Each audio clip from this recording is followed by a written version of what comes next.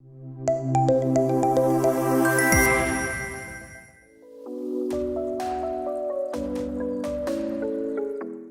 speech. The topic of the speech is gonna be Reimagining Higher Education, and the speech presented by Dr. Raj Mruthyunjayappa, Chief Digital Officer and President, India of Anthology. So let's give a very big round of applause. Good morning and good afternoon. I was actually in the cusp of thinking whether I'll come on the afternoon or morning. It turns out that actually I'm in the afternoon, right? Just afternoon. So, good afternoon. Now I'm the first one to wish you good afternoon. Nobody can wish you before me.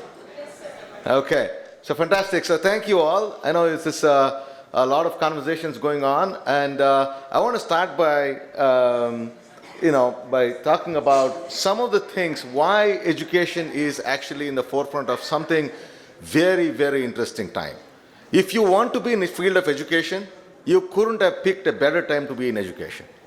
Okay, this is actually going to be the most revolutionary decade for education.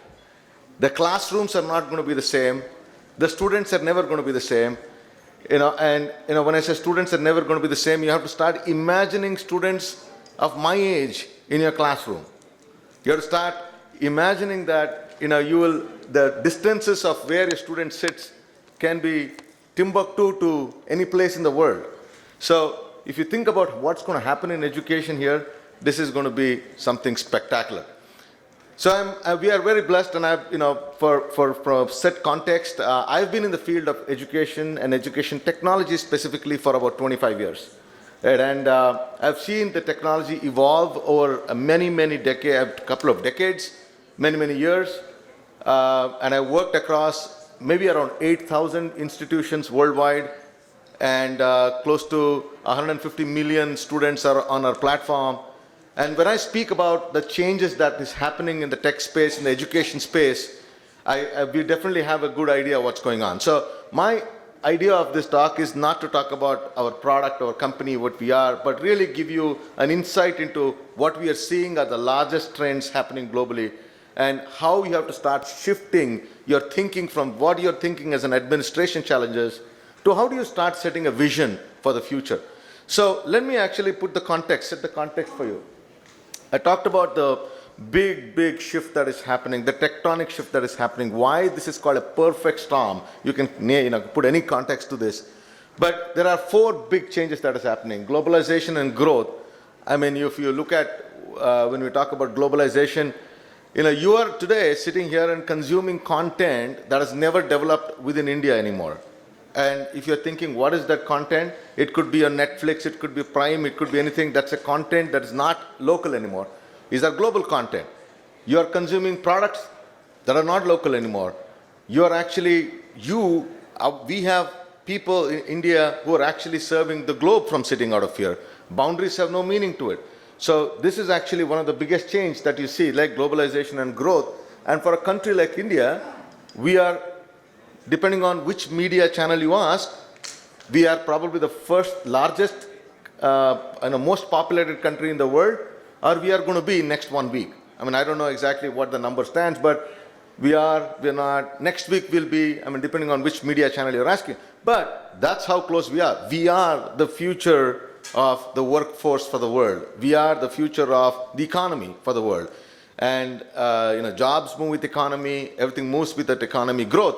So all of a sudden, about 10 years ago, nobody actually talked about employability, skills, work. No one talked about it so much as we talk about it now. It's not like it was not important. It was important. Everybody went to study because they wanted to get a job. So why is it all of a sudden more important now than before? It is, and that's because of the workforce, the amount of workforce that we are actually getting now. Number of people coming out of the system is enormous, and the opportunity is that we can actually serve the world globally. We can serve the globe based out of here. So that's the opportunity. Then it's also the global population changes. I touched that about India. You can also talk the same thing about Africa. In fact, Africa is much younger, as a continent, much younger than us. There's a lot that is happening in terms of the global population. In terms of the future of work and skills, and I think, I heard a lot of conversations in the morning as well. We were touching on it. whether what you are studying right now is going to help you. Will that get you jobs? Are these the skills that people are looking for? I mean, we run a software company. We have about in India we have about 1,600 people, 1,600 people. Chennai we have 400 people. So are these skills? Are we going to engineering colleges directly hiring from there and saying, come and do our development R&D work? No. So what is the gap that is there? What are the skills we are looking for? What's the future of this? And as you look at, and the advancement of technology. I mean, advancement of technology, I'll talk about it a little more. I think this is the most interesting aspect of what is happening and most recent phenomena. I've heard, I'm sure all of you have heard by now called ChatGPT. And you probably heard of, that was actually almost old. ChatGPT, you hear that, oh, ChatGPT, no, that is old. Already there is GPT-3, GPT-4, now we are talking about AutoGPT. Right? And there is things are moving faster than you can imagine what's happening. And so what is going to happen? Here is a scenario for you. Think about this, right? So I think that I should become a businessman. Just sort of idea, I just got an idea, I want to be a businessman. I come out and say, I want to be a businessman. What do? I want to take an MBA course. Okay? So I go to the future. This is the future of studies. And I say, okay, how do I take the course now? So, okay, now let me assess you first. What do you know? The system will ask you a few questions, you kind of answer a few questions, and ultimately you'll get, oh, okay, this is where you are. Okay, now let me recommend a program that will help you become a businessman. And this program that is going to be recommended to you could be classes taken by Bill Gates, if you are thinking software, could be Warren Buffett, if you're thinking of financial services, it could be anybody, and that program is customized, is a course tailor-made for you, and as you take this, it also gives you credentials what is attached to this. This, ladies and gentlemen, is not the future, it is today. This already exists today. And there is already platforms built today that actually can do this. Now, the problem is nobody actually gives credit to that kind of a course, right? I mean, yeah, you can do all this and come back and say, now I've done this amazing program which using this ChatGPT or, whatever, AutoGPT, and I should be given a job. Yeah, I don't even know what this is. How can I actually recognize this? However, think about the knowledge the person has gained through the system. You probably are already achieved this. The end goal of getting a job is actually achieved. It's just that they may not be recognizing the degree. So what if somebody starts to recognize the degree? And that is going to happen as we think ahead. So these are some of the biggest trends, the 5 largest trends that I want to touch on. And I'm going to keep it as simple as that. I'm not going to go through anything more than this, but I'm going to kind of give you an insight. This is the 5 big trends globally on the education side that you will hear, you'll speak more, you'll talk more about. First thing is about sustainable education. What does sustainable education really mean? It's about increasing the access. It's about inclusiveness. And so for all those who actually thought COVID actually changed the whole trajectory of the education and this actually made the whole thing fantastic, here is a number for you. 40% of students never used any devices. 40% of students still never used any devices. Only 60% used it. And we thought everybody went to education, everybody's online. No, they have not yet used the devices. 70% of those who use the devices, or 61% of those who use the devices have stopped using the devices. Right? 61% of those who used it have stopped using it. So why the pivot back? There's a pivot back that is happening, right? They've all stopped using, the classes have started, people are going back and actually doing this. 89% of those who use those devices actually use the device to look for content on YouTube. Not because they actually went there to learn an online class or anything. They actually went there to look for YouTube. That's what they went there for. They actually were looking up information, what is the, looking up answers. And most kids who use this used it for 3 primary subjects: mathematics, English, and coding. Coding is computer science. This is what they used it for. Majority of the people who used it for these 3 subjects. Now, what did they actually do online? What were they doing really? They were actually doing, they were looking for complicated topics. The things that they could not understand, they actually went up to see, can I understand from here? They were actually doing self-paced because they really thought that, I can learn faster. Self-paced here is faster. They want to learn subjects faster than what is being taught in the school or somewhere else, so they actually do self-paced. And finally, they went up there to clear their doubts. This is what they use the technology for.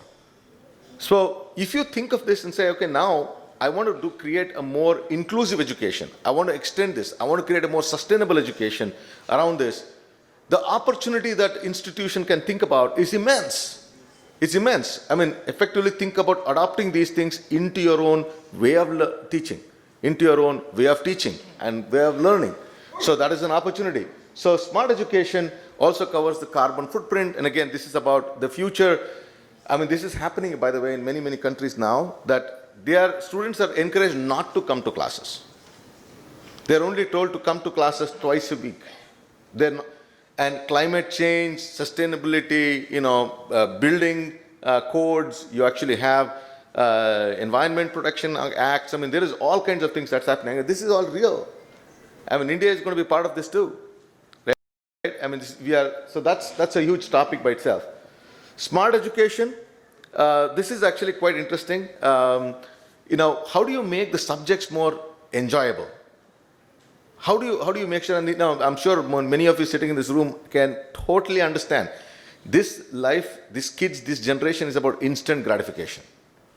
Right? They want to be like immediately recognized for what they did. They want to be given like a thumbs up, and where are they getting all this from? They live that world. We may not like it, but they put something on the social media, they get like 100 thumbs ups. They submitted the work, like homework. How many thumbs ups they got? 0. Right? I mean, why would they submit the work? Because nobody's giving thumbs up. Nobody's giving them like high fives and, fist bumps. So how do you make that change? If that is what they're used to as a custom, as a way their lifestyle is, the way they are doing, this is the digital era kids that's coming out. Now, how do you make that something similar? How do you make this enjoyable? How do you make sure that, we can create more effective and efficient ways, but at the same time, ethical? Right? That's a very important thing, ethical. Like, how do you make sure that they're really submitting homework which they have written and not ChatGPT has written? How do you make sure that we are training them to do the right things? Make it fun, make it enjoyable, and make sure they're doing the right things, right? This is part of the big shift that we're seeing, smart education. Everywhere globally, this is the focus. Everyone's thinking about it, how to make sure this happens. So just to kind of give you an idea why you should be thinking about it, 89%, there was an increase of 89% student performance when a gamification was introduced. So the moment you threw gamification, like, okay, a leaderboard, here's what it is, suddenly it's like the participation went doubled, right? 89% higher than otherwise. 40% of people had higher memory or recall value of the subject that was done through gamification. Very big. Right? You're teaching something and you actually make it as a competition, you actually do it, 40% more memory, recall. Huge plus side.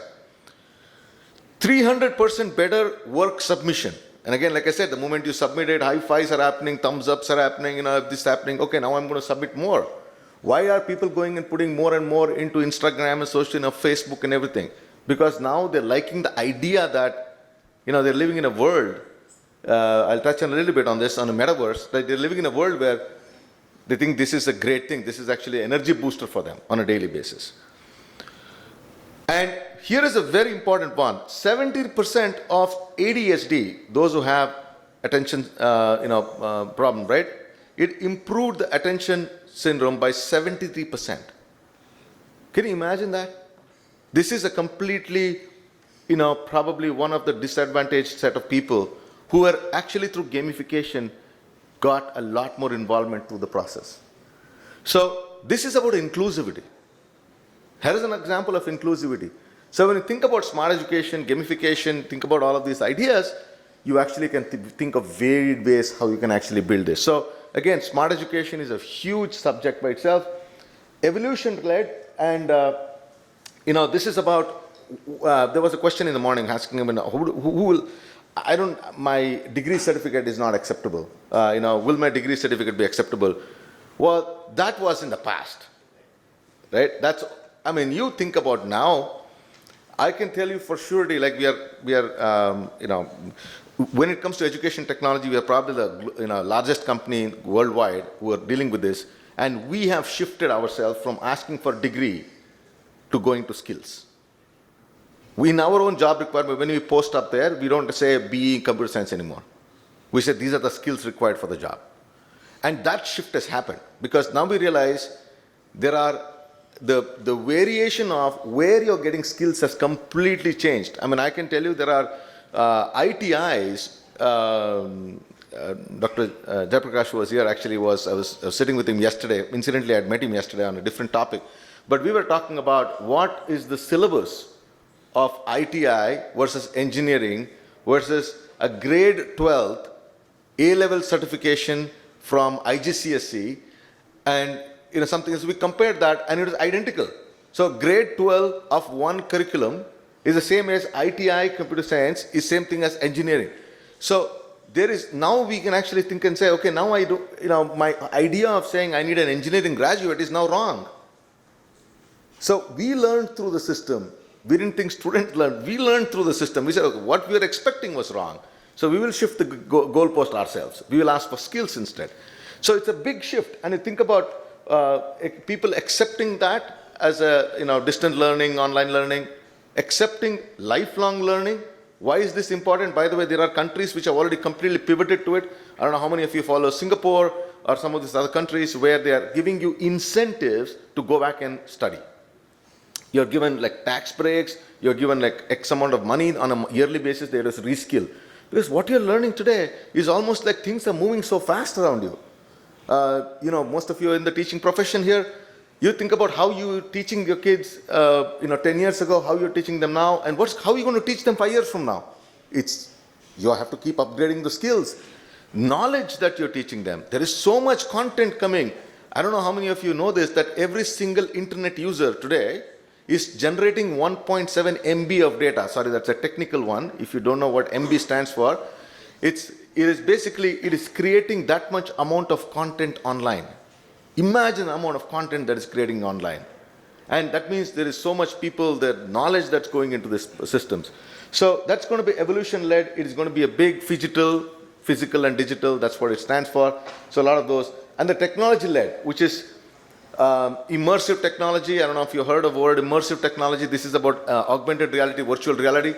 So you could actually study about Egypt and the pyramids and everything by wearing this augmented reality, virtual reality map, and sit at here, and you can almost feel like you're walking the floors, you're actually going there, you're touching, feeling, you can get all kinds of excitement.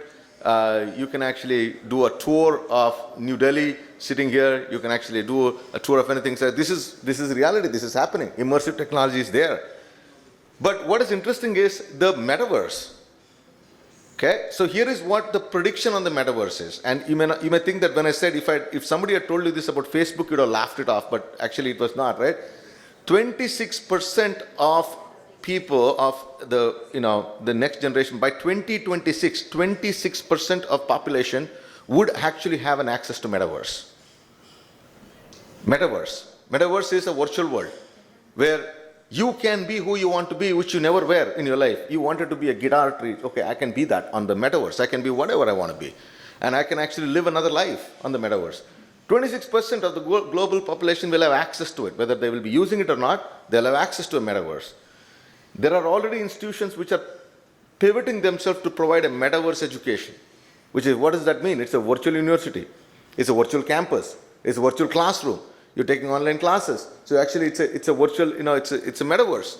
And there are, at least in India, I can quote one example. In Kerala, that's already pivoted. They've actually set up a metaverse. Globally, I can give you many more examples of where that is going. So concepts like micro-learning, gamification,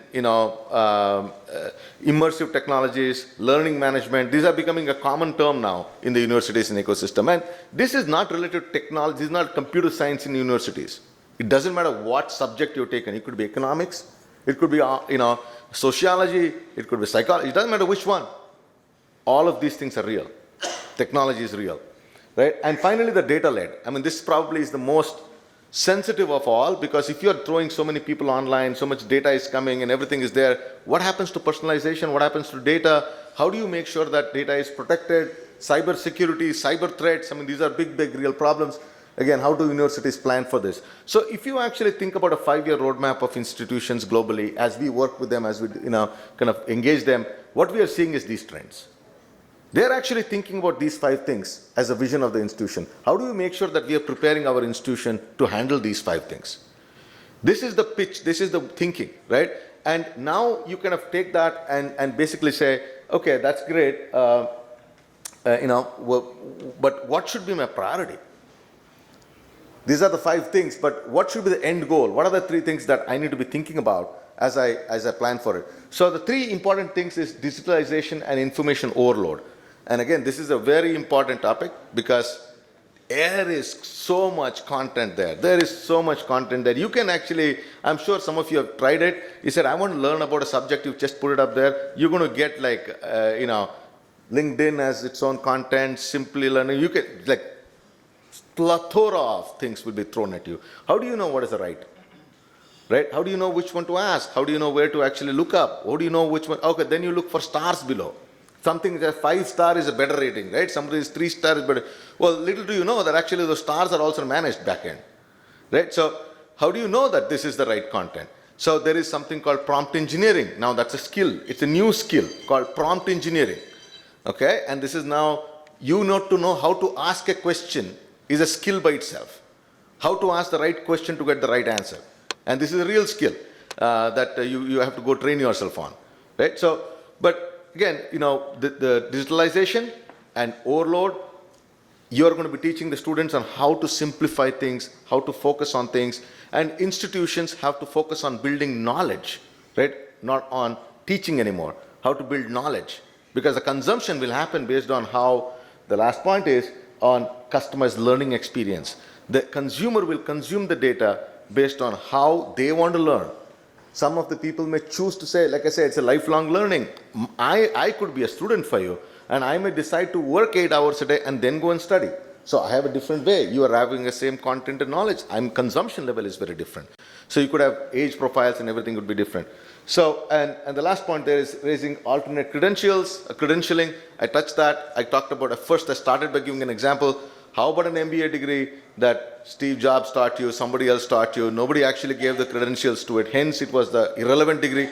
What if somebody gives that a credibility to that degree? What if you say a course that actually came out of GPT is a credential degree? In fact, as part of Anthology, we will be actually launching some of these things in July. There's a big event where we're launching it, where we're going to have this ability for you to create a chat GPT based programs. You could actually say, I'm going to have a course that's going to generate out of ChatGPT as a part of the program. So anyway, so that was all I wanted to get this team thinking and excited. So we do have a roundtable that we're going to have here right after this, and that is going to be around those 3 topics that I called out. So hopefully I've woken you up at 12 o'clock, if not at morning. So let's enjoy the rest of the session here. And wonderful to meet you all. And I'm around here if you like to stand by and talk to me. Thank you all. Appreciate it.